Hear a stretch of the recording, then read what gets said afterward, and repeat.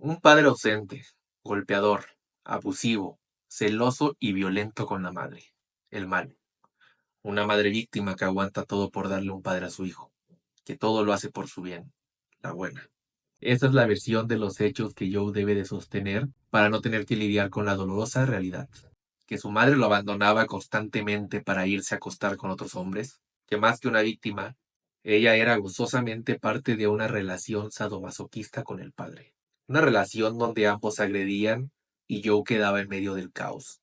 Hasta que un día, influenciado por la fantasía de víctima de su madre, Joe termina quitándole la vida a su padre para salvarla.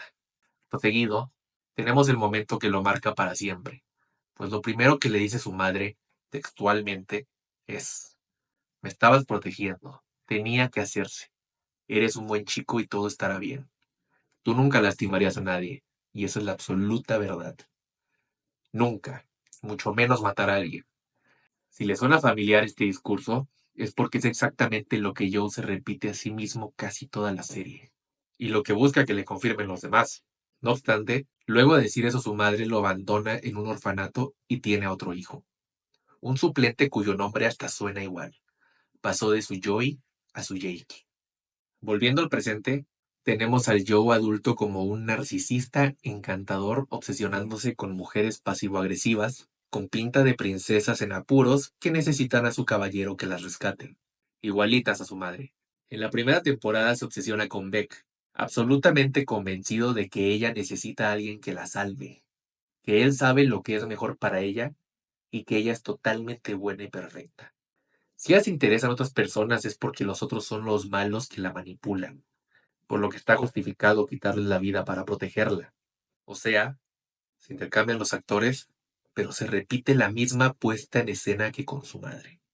Hasta que llega el momento en que Beck lo rechaza al enterarse de la verdad y Joe procede a deshacerse de ella. ¿Pero por qué matarla? Ser abandonado por su madre fue para Joe una experiencia tan traumática que pudo sentirla como una muerte a nivel emocional, por lo que la fantasía de fondo con Beck y las demás es ahora salir él como el vivo. Así ya no es Joe el abandonado, sino la otra, siendo esto un intento de tomar el control de esa situación traumática y sentirse poderoso en vez de indefenso. Además, simbólicamente a quien está asesinando es a la versión mala de su madre, y quedándose con la idea de su madre buena. En su psique, estos son dos entes totalmente separados. La madre buena por un lado, la madre mala por el otro. Eso se logra por un mecanismo llamado escisión, y puede apreciarse en el alto grado de idealización que adjudica a las mujeres con las que se obsesiona, y en cómo, al romperse la ilusión, esa idealización se voltea en una absoluta devaluación en que siente que le mintieron, que se equivocó sobre ellas. Y aprovechando, es aquí donde podemos analizar el meollo del asunto de manera un tanto esquemática para facilitar las cosas. Joe se encuentra atrapado en la necesidad de sostener tres principales mentiras a través de la repetición compulsiva de la misma escena una y otra vez. ¿Qué mentiras? Uno, que él es alguien bueno y protector que da todo por el otro, cuando en realidad solo piensa en sí mismo y ve a los demás como objetos. 2, que su agresión es por amor, cuando en realidad él disfruta lastimar a otros porque lo hace sentirse poderoso y le ayuda a negar su traumática posición de niño indefenso. Y 3, que puede ser amado así, cuando en realidad su madre lo dejó. ¿Por qué Joe necesita esas mentiras? En términos psicoanalíticos, la psique de Joe está estructurada en una personalidad perversa, es decir, una personalidad capaz de utilizar al otro como objeto, capaz de no sentir culpa porque su placer es la única ley que importa, y sobre todo, una personalidad incapaz de aceptar la falta, defendiéndose de la vivencia de falta a través de la repetición compulsiva de esa misma escena traumática, pero saliendo ahora él como el victorioso. ¿De qué falta se habla en este caso? Lo que Joe no tolera es haber sido dejado y desplazado por su madre, pues es la mayor traición y aceptarlo significaría verse como un niño totalmente abandonado, humillado, usado, un niño que no vale nada y que jamás será aceptado por la sociedad. Un ejemplo de lo intolerable que le resulta esto lo tenemos al final de la cuarta temporada, cuando Joe decide desvivirse. Pero vayamos en orden. En la segunda temporada Joe se obsesiona con Love y se repite el ciclo de conquistar, o más bien acechar violentamente, a la mujer de sus sueños, engañándose a sí mismo al verse como un héroe del libro, e incluso haciéndose pasar por una especie de vigilante que detiene a otros abusadores, para proteger a los inocentes. Sin embargo, hay una excelente escena que muestra cómo más bien está repitiendo vivencias infantiles en que su padre lo violentaba, solo que siendo ahora él el victimario en vez de la víctima, lo cual se denomina identificación con el agresor, y es un mecanismo psíquico para defenderse de la percepción de uno mismo como indefenso. De paso, también está proyectando en otros el monstruo que realmente es él, como un modo de expulsar esa percepción negativa de sí mismo, ponerla en alguien más en vez de aceptarla, como si estuviera diciendo, tú eres el malo que no puede ser amado, no yo, y procediendo a asesinarlos para aniquilar esa parte suya.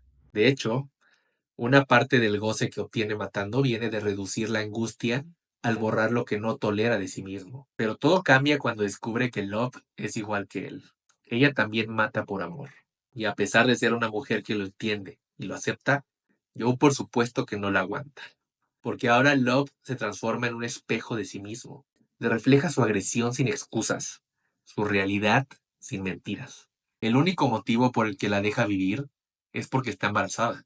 Y Joe se enamora de la posibilidad de tener una hija, es decir, una mujer que vendría a ser el reemplazo de una madre a la cual proteger y que lo amará incondicionalmente. Pero resulta ser un hijo varón, Henry, y Joe muere de angustia porque se ve a sí mismo en él. De hecho, lo primero que piensa es, estoy jodido y él también.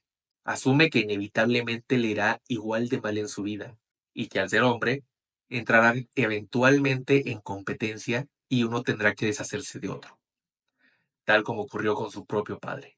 Esto cambia poco a poco y Henry se vuelve sumamente importante para Joe por motivos predominantemente narcisistas, es decir, lo ayuda a sentirse valioso. En la tercera temporada, Joe se obsesiona con dos nuevas mujeres. Primero con la vecina que Love termina matando por celos, y luego con Marianne, su jefa en su nuevo trabajo, y que de nuevo es otra mujer desvalida y necesitada con un hombre abusivo en su vida. A través de la dinámica de pareja que tiene con Love, Joe va enfrentándose a la verdad de sí mismo hasta que ya no puede engañarse.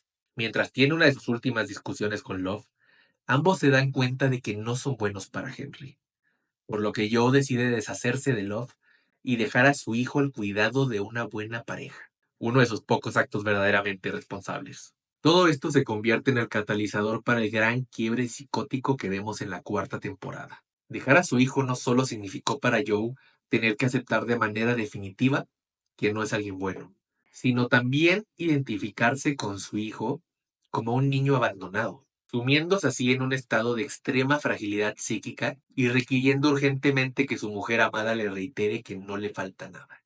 Pero Marianne lo rechaza y Joe la rapta en un intento desesperado por convencerla de que lo quiera. El momento de quiebre definitivo llega cuando Joe lastima a Marianne sin tener un motivo convincente para ello, con lo que la verdad de su agresión y abandono queda expuesta y es confrontado con la realidad de quién es. Esto le resulta tan traumático que su psique divide su personalidad en dos, como un mecanismo de defensa. Se disocia completamente a través de una decisión que le permite poner todo su odio y placer sádico en el alter ego de Reese Monrose, logrando así extender su delirio de que él es un buen hombre que puede ser amado, y el malo es alguien más. Alguien del exterior de quien puede defenderse. Alguien a quien, por cierto, percibe como amenazante y siempre le acecho, precisamente porque es una parte de sí mismo. Uno no puede huir de lo interno. ¿Por qué Reese Monrose? Porque es un hombre que representa su ideal y queda perfecto para llenar su narcisismo. Un escritor y político exitoso, amado por todos, y que logró salir de la pobreza por sus propios méritos. Tras eliminar al verdadero Reese y darse cuenta de que ni siquiera se conocían, Joe continúa intentando convencerse de que no es verdad su verdad, obsesionándose ahora con Kate solo para darse cuenta de que las cosas volverán a repetirse y decidiendo que la mejor opción es quitarse la vida. Esto no es debido a una verdadera preocupación por los demás, sino un último intento por negar definitivamente la verdad y escapar del sufrimiento que esto acarrearía. Pero su intento fracasa y llega Kate a decirle exactamente lo que necesitaba escuchar, que lo ama sin importar lo malo que haya hecho, que él es bueno y que las cosas que hizo seguro fueron por proteger a sus seres amados.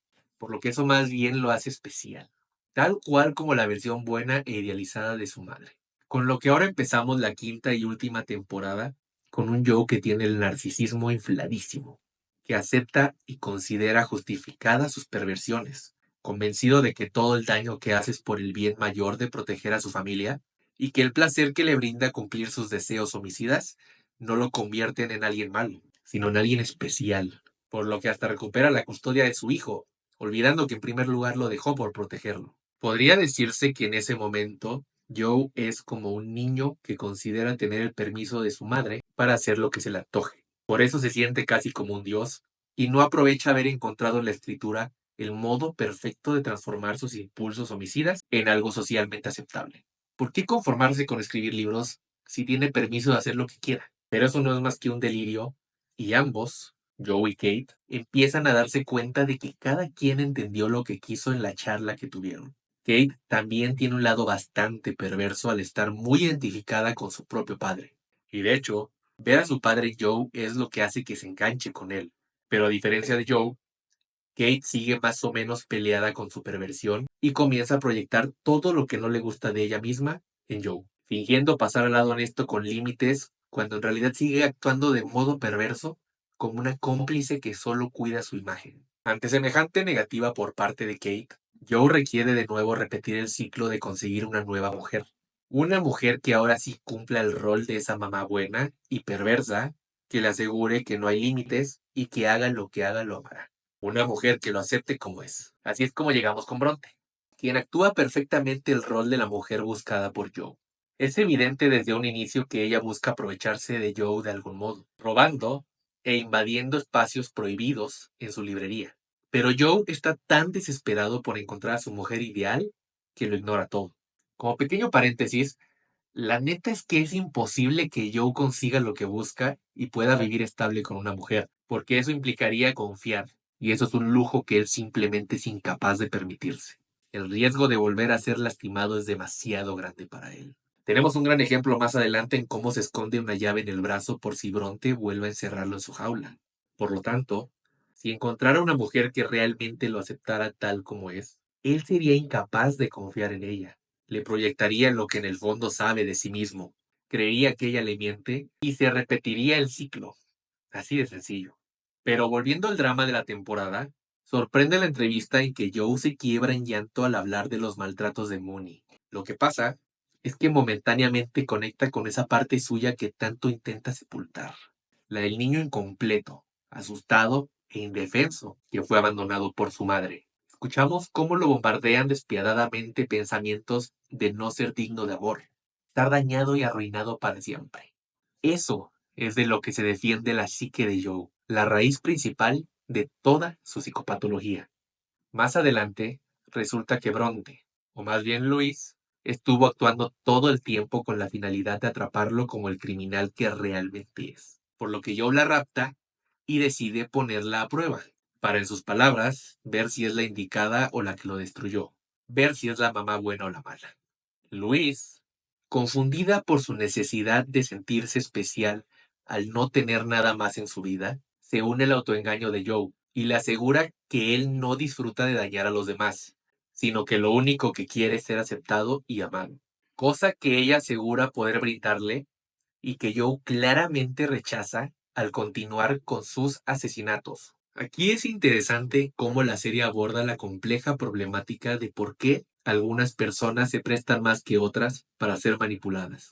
La mismísima Louise reflexiona al respecto gracias a la charla que tiene con Marianne.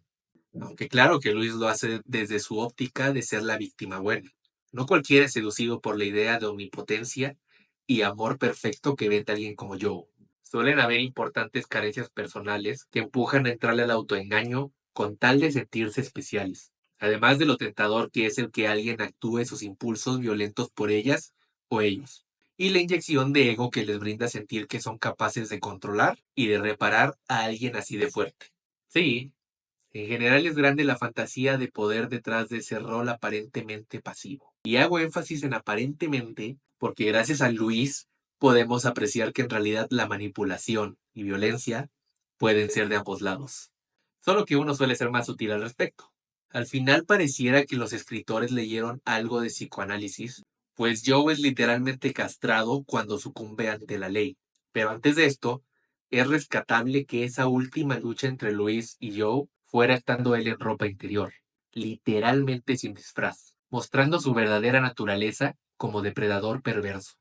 ¿Alguien como Joe podría ser rehabilitado con ayuda profesional? Lo más probable es que no, ya que para que un proceso psicoterapéutico sea efectivo, se requiere poder crear un verdadero vínculo con el paciente, cosa que Joe sería incapaz de hacer al usar a los demás como objetos. Todavía habría esperanza si tuviera una pizca de verdadera conciencia crítica de sí mismo y realmente le hicieran ruido sus actos, pero no es el caso. Si hay momentos en los que parece que Joe habla de culpa y merecer castigo por lo que ha hecho, es porque sabe racionalmente, a partir del discurso de los demás, que lo que hace se supone que está mal, o sabe que no le conviene y no encaja con la imagen que quiere tener de sí mismo. Incluso es posible que obtuviera cierto grado de placer masoquista al ser castigado. Pero de eso, a él sentir un verdadero sentimiento de culpa por dañar al otro o por romper la ley, hay todavía una gran distancia. Y eso queda más claro que el agua en la escena final de la serie, cuando Joe se avienta un discurso en que culpa a la sociedad de sus actos, quejándose de lo injusto de su situación y cerrando con la frase proyectiva de siempre. Tal vez el problema no soy yo, sino tú. Digo, la necesaria crítica social es sumamente acertada. Tan solo hay que ver la cantidad de fans empedernidas de la serie que romantizan a Joe Goldberg como el hombre de sus sueños. Pero el modo en que Joe construye esa idea no es desde un análisis crítico, sino buscando una justificación de sus actos, como siempre. ¿Agregarían algo más a la interpretación? Escriban en los comentarios y síganme para más psicoanálisis silvestre.